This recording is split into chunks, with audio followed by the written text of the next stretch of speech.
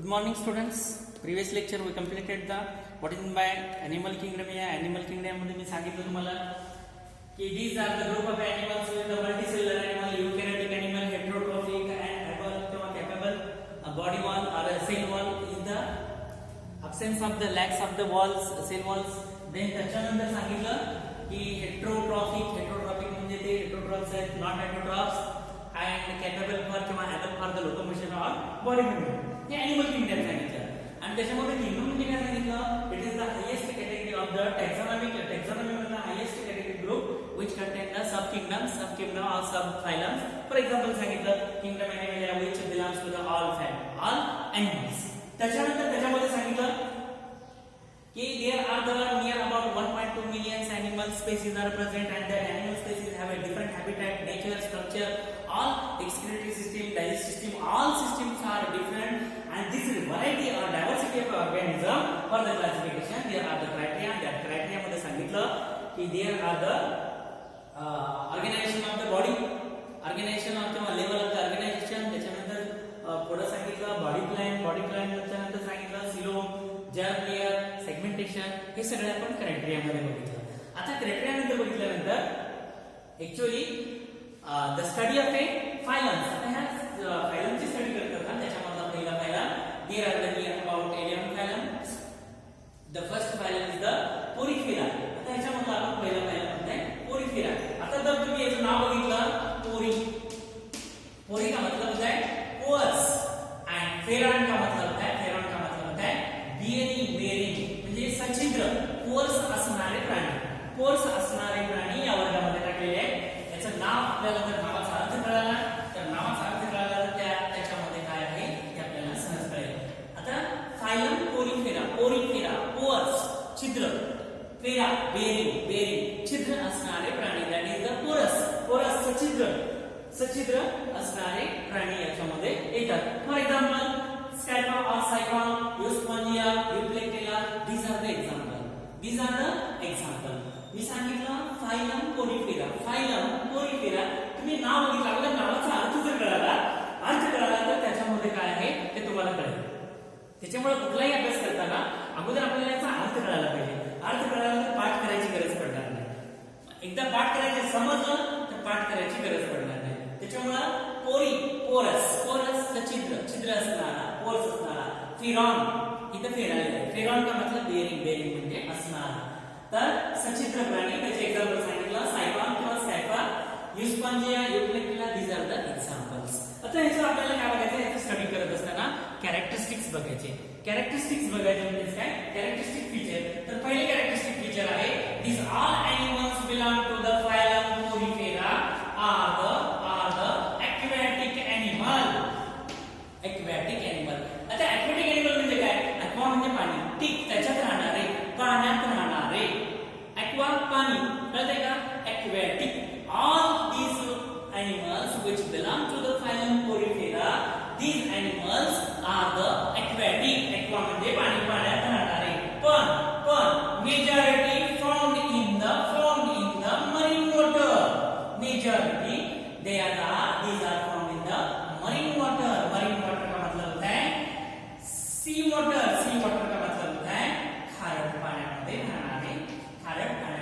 राहणारे हे सगळे मेजॉरिटी प्राणी आहेत. सम एनिमल्स त्याच्यामधले काही प्राणी few are found in the fresh water also. त्याच्यामधले काही प्राणी गोड्या पाण्यात सुद्धा सापडतात.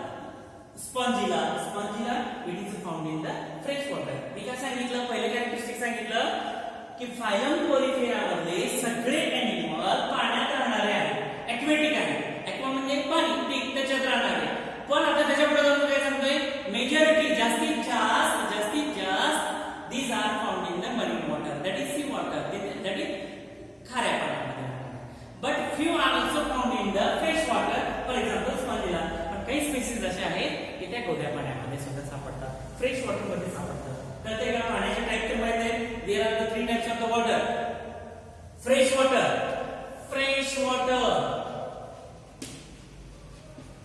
दुसरा मरीन वॉटर आणि तिसरा ब्रॅकिश वॉटर. पाण्याचे प्रकार कळायला पाहिजे आपल्याला. बेसिक थिंग आहे.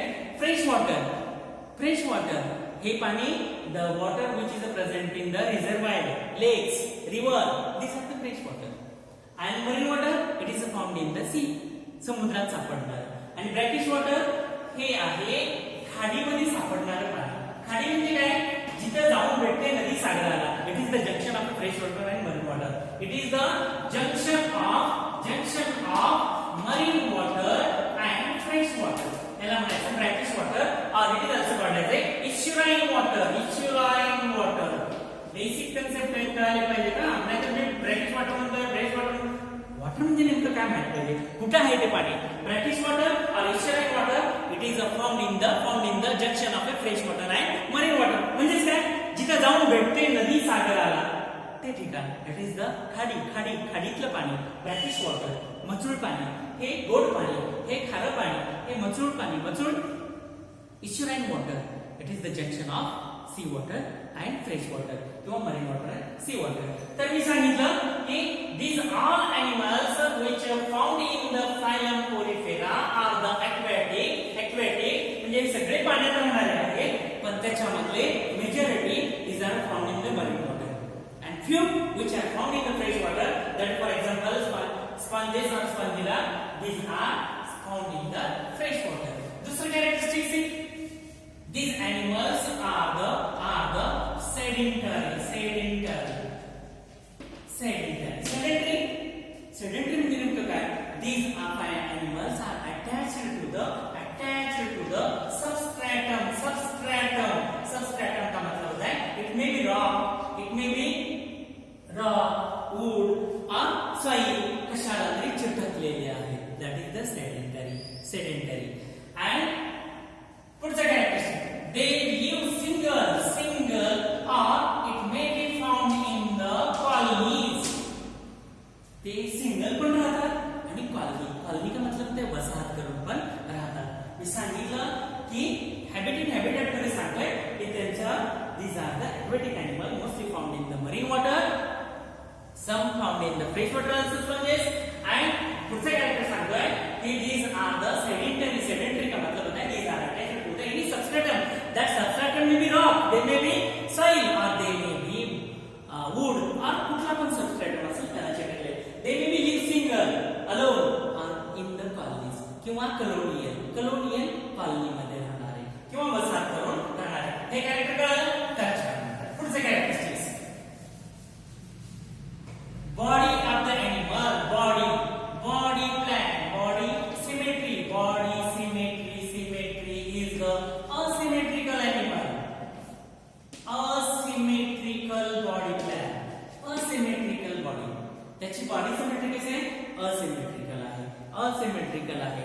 आता ग्रेड ऑफ द ऑर्गनायझेशन किंवा त्याचं organization level of organization. There is a cellular organization. Cellular organization म्हणजे काय की त्याच्यामध्ये अनेक सेल, मल्टीसेल्युलर आहे, अनेक सेल राहतात पण त्याच्यामध्ये टिश्यू फॉर्म होत नाही. फॉर एक्झाम्पल मी सायटोचे फिगर काढतोय, टिश्यू फॉर्म होत नाही. Means grade of the organization is the cellular organization. इथे मी फिगर काढत आहे, हे आहे सबस्ट्रॅटम आणि हे त्याचं तोंड आहे अस्किलम. आणि याच्या बॉडीवर अनेक असे मायन्यूट पोअर्स आहेत, छिद्रे आहेत, मेनी पोअर्स. मी काय सांगितलं? these are the sedentary animal attached to the substratum or sedentary or colonial कॉलनीमध्ये राहणारे or they may be also found in the single. ते सिंगल पण असू शकतात आणि कॉलनीमध्ये पण राहू शकतात. त्याच्यानंतर सिमेट्री सांगितली. Body of these animals are the asymmetry. lacks of the digestive system. याच्यामध्ये digestive system absent आहे. that is the lacks of digestive system absent आहे. कुणामध्ये? फायलम पोरिफेराच्या प्राण्यामध्ये होते. आपण असे सगळे प्राणी पोरिफेरामध्ये टाकले, त्याचे कॅरेक्टरिस्टिक बघता. फॉर एक्झाम्पल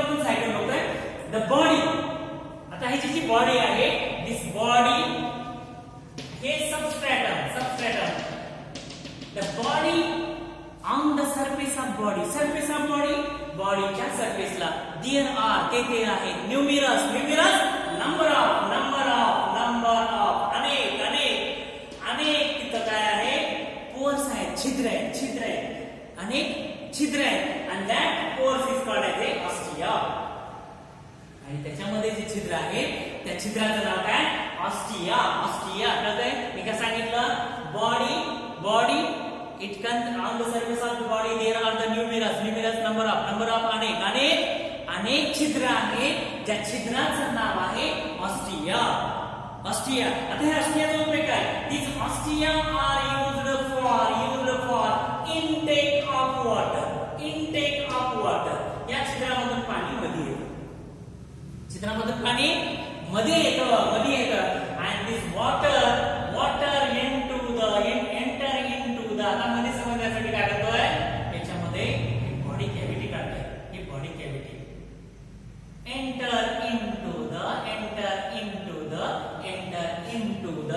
याच्यामधून पाणी निघालं या बॉडी कॅव्हिटी मध्ये आलं this cavity is called as a spongocoel आणि त्याच्यामध्ये जी कॅव्हिटी आहे तिला आपण स्पॉन्जोसील म्हणताय मी काय सांगितलं on the surface of body here are numerous number of pores are present. That pores are called ostia. Through this ostia, water enter the spongocoel is the body cavity. आणि या body cavity मध्ये पाणी आल्यानंतर after bathing this body cavity, water leaves through the osculum. आणि त्याच्यामधून पाणी बाहेर टाकलं जातं. आता हे टाकत असताना this water हे वाटर आलेलं there is a absorption of the food material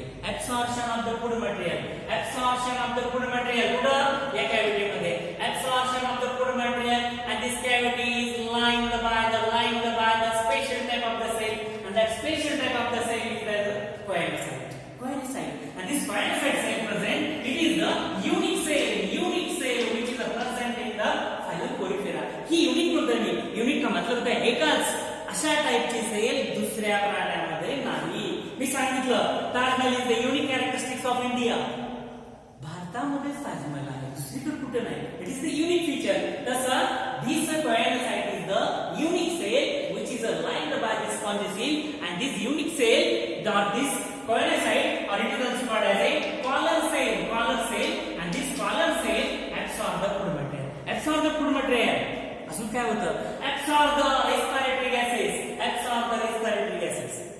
इथं काय केलं जातं absorb the respiratory gases अजून काय केलं जातं remove the respiratory gases and excretory product म्हणजे या सेल काय करतात तिथं फूड मटेरियल घेतात टाकाऊ पदार्थ याच्यात टाकतात आणि हा टाकलेला पदार्थ waste material it passes or leave out through this osculum through the body means there is a digestion absorption intracellular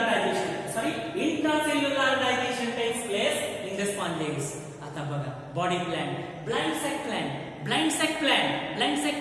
because there is a single opening and there is a not means ingestion there is a not complete digestive system so incomplete digestive system body plant is the blind sac and after that this choanocyte मधलं काय this choanocyte consists of this flagella and this flagella beating up the flagella it creates the current of the water हे सगळे फ्लॅजेला याच्यामध्ये काय करतात या water मध्ये current तयार करतात म्हणजे प्रवाह निर्माण करतात आणि हा प्रवाह केल्यामुळे हे पाणी बाहेर पडलं जातं काय सांगितलं मी the beating of the flagella of a choanocyte which create the current of the water which is helpful to pass the water through this osculum काय सांगितलं बघा मी सांगितलं की याच्या बॉडीवर अनेक छिद्र आहेत त्या छिद्राला आपण ऑस्टिया म्हणतोय त्या ऑस्टियामधून बॉडी मध्ये येतं कुठे जातं स्पॉन्जोसील ही जी कॅव्हिटी आहे स्पॉन्जोसील मध्ये आणि स्पॉन्जोसील मधल्या ही जी सेल लाईन झालेली आहे त्या सेल काय करतात त्याच्यामधलं फूड मटेरियल ऍब्सॉर्ब करतात टाकाऊ पदार्थ त्याच्यामध्ये टाकतात रेस्पिरेटरी गॅसेस ऑक्सिजन घेतात कार्बन डायऑक्साइड टाकतात किंवा एक्सक्रेटरी प्रोडक्ट याच्यामध्ये टाकतात means exchange of the material takes place in the spongocoels by the special cell this choanocyte and this choanocyte or collar cell is the unique characteristic feature of the phylum Porifera आणि या टाइपचा sale दुसऱ्या phylum मध्ये नाही म्हणून म्हणलं मी unique cell that is the collar cell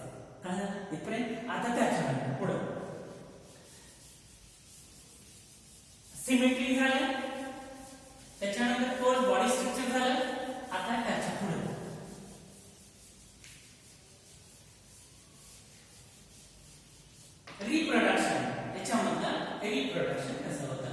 reproduction in the phylum Porifera. There are the asexual reproduction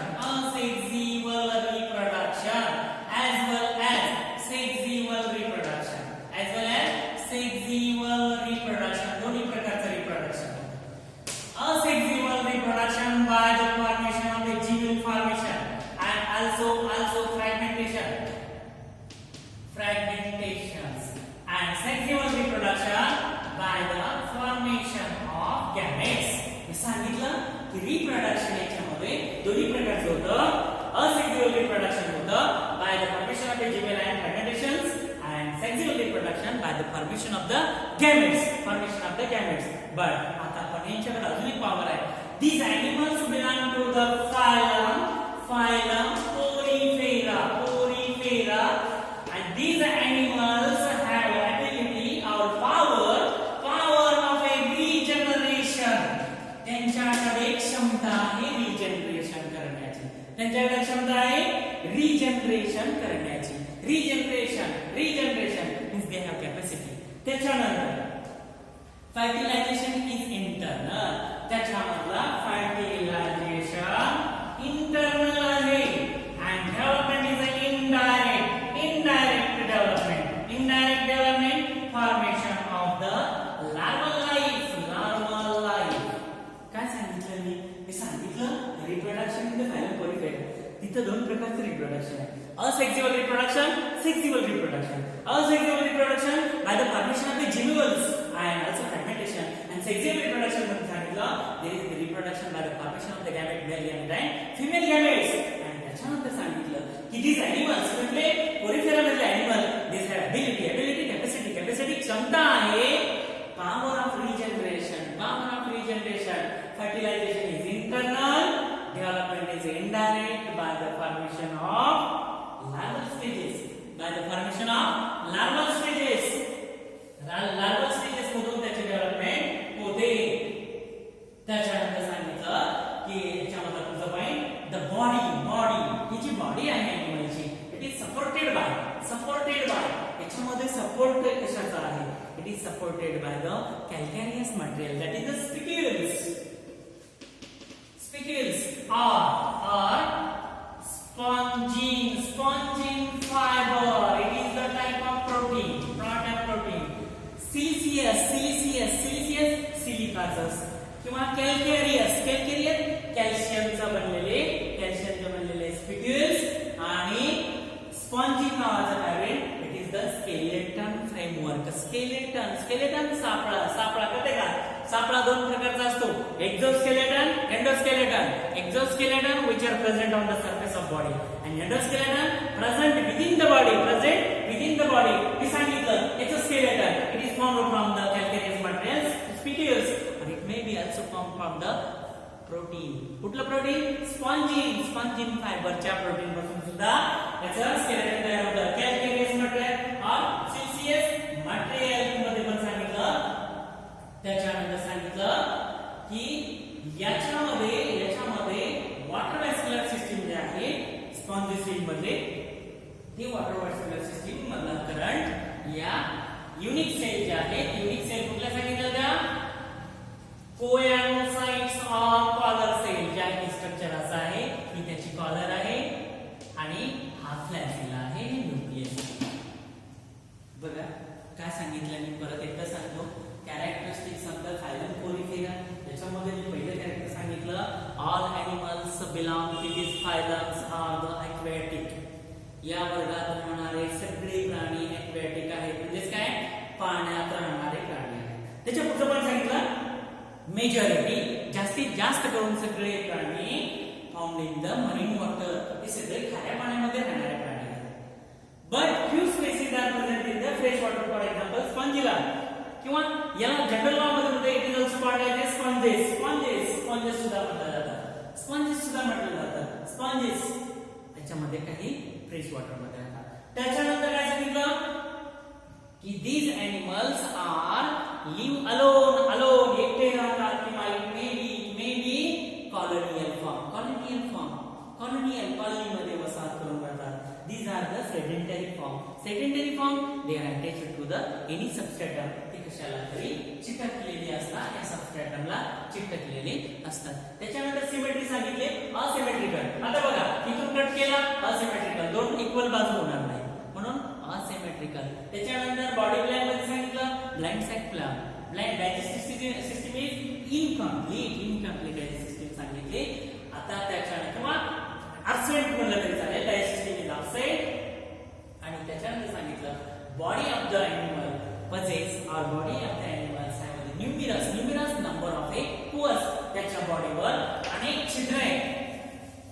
मी काय सांगितलं इकडे बघा परत एकदा, की त्याची बॉडी आहे, या बॉडीवर अनेक असे पोर्स आहेत, आणि this pores are called as ostia, आणि त्याला ऑस्टिया म्हणतात. आता ऑस्टियाचा उपयोग काय? Through this ostia water enter into the cavity, त्याच्यामध्ये असलेल्या कॅव्हिटीमध्ये पाणी येतं. आता this cavity is spongy, it is lined by the special cell. It is lined by the special cell, and that special cell is called as a